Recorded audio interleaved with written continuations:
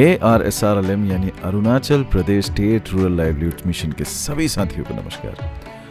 लाइफस्केप development services और सेस्टा की तरफ से आप सबको हार्दिक शुभकामनाएं, क्योंकि ये वीडियो एक नई शुरुआत कर रही है। ये शुरुआत है कुछ ऐसे आई कैन डू वीडियोस बनाने का जो कि ना सिर्फ ARSRLM के फील्ड स्टाफ जो कि अरुणाचल प्रदेश के दूर दराज के इलाकों में ग्रामीण महिलाओं का जीवन बेहतर करने के लिए लगातार मेहनत कर रही है, बल्कि उन ग्रामीण महिलाओं और उनके प्रतिनिधियों को भी नई नई चीजें सिखाने में काफी फायदेमंद साबित होगी। लाइफस्केप डेवलपमेंट सर्विसेज जो अलग अलग तरीकों से ग्रामीण महिलाओं के जीवन में उन्नति लाने की कोशिश करती रहती है, अरुणाचल में सेस्टा के साथ हाथ मिलाकर यह कोशिश कर रही है कि ARSRLM के सारे साथियों को कुछ ऐसे इनोवेटिव नए रोचक टूल्स दिए जाएं जिससे उनका काम थोड़ा और आसान हो जाए। है ना मजेदार बात? इस वीडियो के साथ 4 और वीडियोस बनेंगी जो कि CLF के ऑर्गेनाइजेशनल डेवलपमेंट यानी OD के महत्वपूर्ण केंद्र बिंदुओं पर फोकस करेगा। ये वाली वीडियो क्लस्टर लेवल फेडरेशन के मंथली मीटिंग या मासिक बैठक कैसी होनी चाहिए ये सीखने का तरीका आपको बताएगी। ये वीडियो ना सिर्फ ये दिखाएगी कि क्लस्टर लेवल फेडरेशन का बैठक कैसे होना चाहिए, पर उसके साथ में ये भी समझाएगी कि जब आप ये मंथली मीटिंग या मासिक बैठक को पहली बार एक CLF में कराने के लिए जाएंगे तो आपको क्या क्या तैयारी करनी पड़ेगी और आपका तरीका क्या रहना चाहिए। और हाँ, इसके साथ साथ आपको ये भी पता चलेगा कि इसमें जो छोटे छोटे टिप्स एंड ट्रिक्स हैं वो आप कहाँ पर और कैसे इस्तेमाल कर सकते हैं। हमारी यही उम्मीद है कि इसके बाद आपको जब भी CLF के बैठक को लेकर कुछ याद करना चाहेंगे तो ये वीडियो आपकी मदद करने में सफल रहेगी। चलिए चल पड़ते हैं एक CLF के मंथली मीटिंग को अच्छे से समझने के लिए। तो आप सबका स्वागत है CLF में मीटिंग प्रोसेस को फैसिलिटेट करने के लिए, सिखाने के लिए फैसिलिटेटर के लिए गाइड। कोई भी ट्रेनिंग करने से पहले कुछ तैयारी करनी पड़ती है।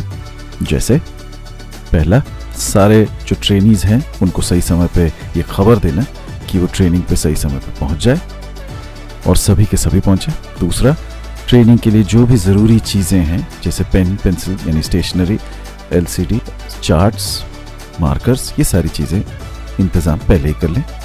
अगर रेसिडेंशियल ट्रेनिंग है, लोगों के रुकने की जो व्यवस्था है उसको ज़रूर चेक कर लीजिए कि बिस्तर अच्छे हैं, साफ़ सुथरे हो, टॉयलेट्स काम करते हो, बिजली और मच्छर जैसी चीज़ों के लिए कोई परेशानी उनको ना हो। और आखिर में जहाँ पर ट्रेनिंग होनी है उस जगह को थोड़ा अच्छे से चेक कर लीजिए कि साफ़ सुथरा हो, बैठने की पर्याप्त इनफ सेटिस्फैक्ट्री जगह हो जहाँ पर लोग बैठ सकें, चर्चा कर सके, बातें कर सकें, अपनी बात रख सके, दूसरों की भी बात सुन सके, लाइट वहाँ अच्छी हो, बिजली का कनेक्शन थोड़ा अच्छे से रहे क्योंकि बहुत बार आपको LCD चलाना पड़ेगा, तो इन सब चीज़ों का ध्यान आप ज़रूर रखिए। तो चलिए इस ट्रेनिंग के सेशंस को समझते हैं। सबसे पहले वेलकम और इंट्रोडक्शन, उसके बाद एक्सपेक्टेशन मैपिंग और ऑब्जेक्टिव शेयरिंग, यानी जो ट्रेनिंग में ट्रेनीज आए हैं उनके क्या एक्सपेक्टेशन है ट्रेनिंग से और उनको ये बताना कि इस ट्रेनिंग में क्या क्या ऑब्जेक्टिव्स होंगे। उसके बाद मीटिंग प्रोसेस यानी फेडरेशन के मीटिंग प्रोसेस को समझना। चौथा सेशन, फेडरेशन में मीटिंग प्रोसेस कैसा होना चाहिए उसको अच्छे से समझना और उसको जानना। पांचवा, CLF में मीटिंग प्रोसेस को जब लागू करने जाएंगे उसके लिए क्या तैयारी करनी पड़ेगी। तो ये 5 सेशन इस ट्रेनिंग में कवर किए जाएंगे। तो आइए चलते हैं पहले सेशन की तरफ जिसका नाम है वेलकम और इंट्रोडक्शन। 30 मिनट लगेंगे इसको आपको करने में और इसमें जो मटेरियल्स की जरूरत पड़ेगी वो है सिर्फ चार्ट पेपर और मार्कर। पार्टिसिपेंट्स सब जब ट्रेनिंग हॉल में आ जाए सबको इसी तरीके से सेमी सर्कल में बिठा दीजिए जहां पर उनको बोर्ड और LCD जहां पर आप प्रोजेक्ट कर रहे हैं उसको साफ तौर से उनको दिखे। और बैठने के बाद सबसे पहले उनसे ये पूछे कि उनका अपने अपने घरों से इस ट्रेनिंग सेंटर में आने का जर्नी कैसा रहा, कोई परेशानी तो नहीं हुई। इससे थोड़ा बहुत आइस ब्रेकिंग हो जाता है। उसके बाद उनका स्वागत करिए और ये सब बात करने के बाद उनसे परमिशन ले लीजिए कि अगर वो लोग सब सेटल हो गए हैं तो अब ये प्रोग्राम आप शुरू कर सकते हैं। इसके साथ ही उनको ये बता दीजिए कि वेन्यू में कहाँ कहाँ पर किन किन चीज़ों की व्यवस्था है, खाने पीने की छुट्टी कब होगी, टॉयलेट अगर है तो वो कहाँ पर है, बाकी जितनी भी व्यवस्थाएं हैं जैसे मार्कर और स्केच पेन्स या फिर अगर आप कुछ पैड्स देना चाहते हैं तो वो अभी उनको दे दीजिए। ये सब होने के बाद एक बार उनसे ये बोलिए, अभी हम एक दूसरे को थोड़ा परिचय ले लेते हैं और कौन कौन किस किस PLF से आए हैं उसको ये हम समझ लें। ये ध्यान रखिए कि अगर ये ऐसा ट्रेनिंग है जहां पर लोग पहले से एक दूसरे को जानते हैं तो सिर्फ नाम बोलने से भी चल जाएगा। और हाँ, अगर ये पहला ट्रेनिंग है जहां पर लोग काफ़ी नए लोग आए हैं जो एक दूसरे को नहीं जानते हैं तो वहां पर अपने अपने PLF अपने अपने गाँव का भी इंट्रोडक्शन वो दे सकते हैं। सो इंट्रोडक्शन होने के बाद अगले सेशन की तरफ चलते हैं जिसमें होगी एक्सपेक्टेशन मैपिंग और ऑब्जेक्टिव शेयरिंग। एक्सपेक्टेशन यानी क्या क्या एक्सपेक्टेशन पार्टिसिपेंट लेकर आया है कि मैं इस ट्रेनिंग से क्या सीख के जाऊंगा, और ऑब्जेक्टिव शेयरिंग जो आप करेंगे एज अ फैसिलिटेटर कि इस ट्रेनिंग के क्या क्या ऑब्जेक्टिव्स हैं। और इसी ऑब्जेक्टिव शेयरिंग के दौरान आप उनको ये भी साफ कर देंगे कि जो चीज़ कवर नहीं होगा वो क्यों नहीं कवर होगा और वो कब कवर होगा। इसमें भी बहुत ज़्यादा मटेरियल्स की ज़रूरत नहीं है, चार्ट पेपर और मार्कर, और आपके पास अगर कोई स्लाइड में आप दिखाना चाहते हैं कि ऑब्जेक्टिव्स क्या हैं तो वो स्लाइड आपके पास तैयार होना चाहिए। अदरवाइज आप चार्ट में भी लिख के उनको बता सकते हैं। सीटिंग अरेंजमेंट कुछ इस तरीके से रहेगा जैसा आपको दिख रहा है, जहाँ से सबको बोर्ड और ये साफ साफ दिख जाए। सबसे पहले उनसे ये पूछिए कि आप इस ट्रेनिंग में क्या क्या सीखना या समझना चाहते हैं, वो ज़रा आप एक एक करके बताएं। ओपन हाउस सेशन ही रखिएगा, सबकी बातें सुनिए और उसको कहीं पे लिख लीजिए।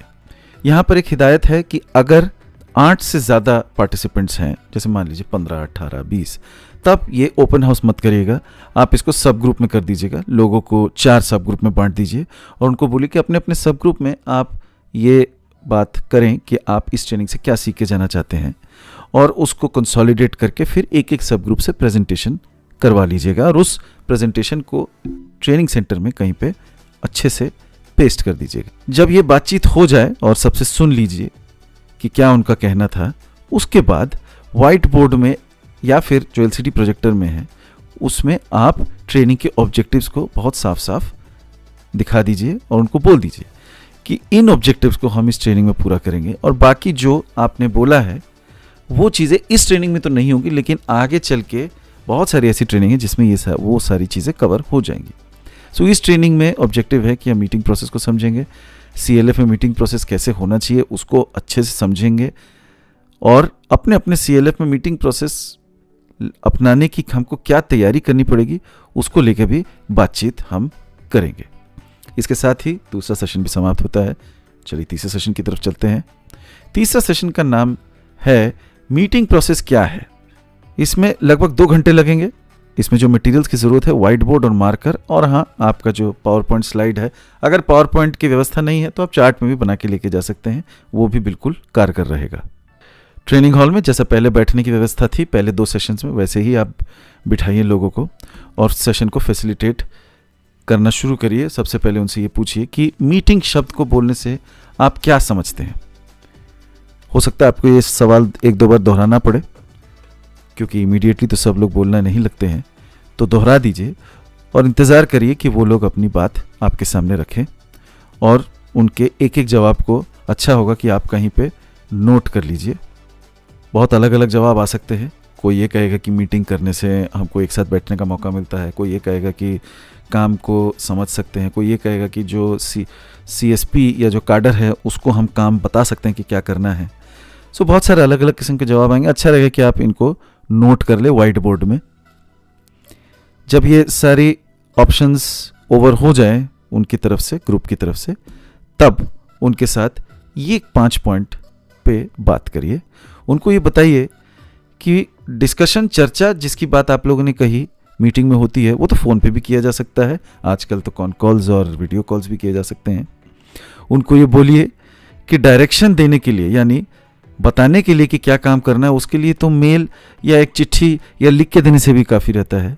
डिसीजन सुनाना है तो उसके लिए चिट्ठी भी भेज सकते हैं, और अगर एक दूसरे को सिर्फ देखना ही है तो वीडियो कॉल भी काफ़ी है। और कई बार क्या होता है कि हम ये सब करने के लिए मीटिंग करते हैं, लेकिन वो मीटिंग चलता बहुत लंबे समय के लिए है, वो भी बहुत अच्छा तो नहीं है। तो ये सारी डिसएडवांटेजेस तो हैं। तो फिर आखिरकार मीटिंग, फिजिकल मीटिंग क्यों करना चाहिए, क्या लगता है आपको? सबसे पहले एक सामाजिक ज़रूरत है और हम बहुत पुराने ज़माने से, चाहे हम गांव कबीले कैसे भी रहे हों, हम लोग कभी ना कभी जब भी हमको कुछ निर्णय या डिसीजन लेना होता था तो हम एक साथ बैठक करके आमने सामने बैठ के ही बात करते हैं। दूसरा, आज के ज़माने में क्योंकि बहुत सारे वीडियो ऑप्शंस आ गए हैं, लेकिन फिर भी फेस टू फेस मीटिंग अपने आप में एक वैल्यू रखता है, इफेक्टिव रहता है। हमेशा वीडियो पे ही चर्चा नहीं किया जा सकता, और क्योंकि हम लोग इंसान हैं, हमको भी एक दूसरे के साथ आमने सामने बैठने में अच्छा लगता है, थोड़ा करीब महसूस करते हैं, रिश्ता थोड़ा और मजबूत होता है। दूसरा, गवर्निंग बोर्ड का जो मेंबर है उसका और संस्था के साथ जुड़ाव जो है वो और मजबूत होता है। उसको लगता है कि हाँ, हम किसी संस्था के मीटिंग में बैठे हैं, वो अपने आप में एक अलग मैसेज देता है। मीटिंग करने से फ़ायदे क्या क्या होते हैं? तो सबसे पहला फ़ायदा, एक ग्रुप का हिस्सा होने का एहसास होता है, जिससे आप लोगों को समाज में एक संगठन जैसा या एक ऑर्गेनाइजेशन जैसा पहचान बनता है। आपस में ज्ञान, नॉलेज, एक्सपीरियंस, जजमेंट और आइडियाज़ को एक दूसरे के साथ शेयर करके सबके एग्रीमेंट से एक नया आइडिया बनता है। तीसरा, ग्रुप के टारगेट को पाने के लिए हर एक मेंबर का काम को एक दिशा मिलता है, क्योंकि मीटिंग में बैठ के एक दूसरे से बातचीत होती है कि कैसे ये काम करेंगे, इसको करने के लिए मुझे क्या करना होगा, तुमको क्या करना होगा। सो एक डायरेक्शन मिल जाता है। चौथा, ग्रुप के साथ एक साथ बैठ के डिसीजन लेने का एक भावना पैदा होता है। मेंबर का डिसीजन को ग्रुप का डिसीजन बनाने में मदद करता है, और उस ग्रुप के डिसीजन में मेंबर की भावनाएं जुड़ी रहती हैं। मीटिंग में सारे सदस्य अपने साथियों की मदद करते हैं, जिससे कि आपस में रिश्ते और मजबूत होते हैं। मीटिंग से ग्रुप में किसकी क्या जिम्मेदारी है ये पता चलता है, और आपस में ज़्यादा बढ़िया कोऑर्डिनेशन होता है। काम को और अच्छे से कम समय में कम खर्चा करके भी किया जा सकता है। सो अभी जो हमने फ़ायदे जो हमने चर्चा किया, इन सब फ़ायदों को हम थोड़ा CLF के कॉन्टेक्स्ट में देखते हैं कि क्या वो CLF पे लागू होते हैं कि नहीं। तो क्या समाज में हमारे CLF की पहचान बनती है मीटिंग से? बिल्कुल बनती है। क्या ग्रुप में एक जैसी सोच तैयार करना CLF में ज़रूरी है? हाँ जी, बिल्कुल। CLF के EC में अगर एक जैसा सोच नहीं होगा तो फिर डिसीजन लेने में बहुत डिफ़िकल्टी आएंगी। ग्रुप का टारगेट तय करने के लिए क्या CLF को मीटिंग करने का ज़रूरत है? ऑफ कोर्स ज़रूरत है। उसके बिना ग्रुप का टारगेट तय करना और उस टारगेट को कैसे अचीव करना है, उसका ऊपर डिसीजन कैसे लेंगे। ग्रुप के हिसाब से निर्णय लेने का या डिसीजन लेने का भावना पैदा करना क्या CLF में चाहिए? बिल्कुल चाहिए। अगर CLF में ग्रुप का भावना नहीं रहेगा या ग्रुप फीलिंग नहीं रहेगा तो वो CLF बन ही नहीं पाएगा। ग्रुप के मेंबर्स को आपस में रिश्ता और बेहतर करने का ज़रूरत है CLF में? बिल्कुल है। अगर रिश्ते नहीं होंगे CLF के ग्रुप में, EC में, एक दूसरे के प्रति एक प्यार मोहब्बत नहीं होगा तो किस तरीके से EC अपना रेगुलर अपने काम को कर पाएगा। CLF के EC के जो मेंबर्स है, क्या उनकी अपनी अपनी जिम्मेदारी की समझ बढ़ाना ज़रूरी है? बिल्कुल है। तो ये समाप्त होता है हमारा अगला सेशन। चलते हैं चौथे सेशन की तरफ, जिसका नाम है CLF में मीटिंग प्रोसेस कैसा होना चाहिए। इसमें आपको 2 और घंटे लगेंगे। मटेरियल्स की जो ज़रूरत है वो कुछ स्लाइड्स की ज़रूरत पड़ेगी, स्लाइड नहीं तो चार्ट में बना के ले जाइए। वाइट बोर्ड और मार्कर की ज़रूरत पड़ेगी। सीटिंग पोजीशनिंग वैसा ही रहेगा जैसे पिछले 2 सेशन में रहा था, सेमी सर्कुलर, जहाँ से उनको बोर्ड और वो साफ तरीके से दिखाई जा सके। अभी तक हम ये समझे हैं कि मीटिंग की ज़रूरत क्या है और उसके फ़ायदे क्या हैं। अब ये आप बताएं कि आपके CLF में बैठक होता कैसा है, उसका क्या प्रोसेस रहता है। थोड़ा पेशेंटली सुनिए और कोशिश करिए कि जितनी ज़्यादा मेंबर बोल सके उनको मौका मिले। एक बार जब उनकी बात सुन लेंगे तो उनसे बोलिए कि ये तो आपने अपना व्यू बता दिया, अब हम आपको 2 तरीके का मीटिंग का शुरुआत दिखाने वाले हैं।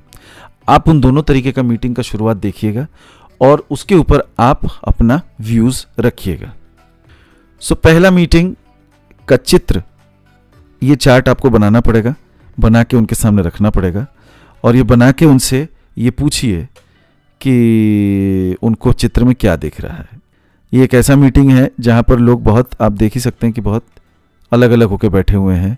किसी के मन में ये चल रहा है कि आज आपके घर में क्या सब चल रहा है। दूसरा जो अभी रूम में नहीं पहुँचा है वो इससे परेशान है कि इस बार भी मीटिंग में आने से मैं लेट हो गया, क्या कैसे मैं लोगों को समझाऊंगी। जो हमारा मैनेजर है वो ये सोच रहा है कि इसी मीटिंग का डेट बार बार बदल रहा है, एक टाइम पे तो होता नहीं है, कभी कुछ हो जाता है कभी कुछ हो जाता है, मेरी तैयारी भी नहीं होती है।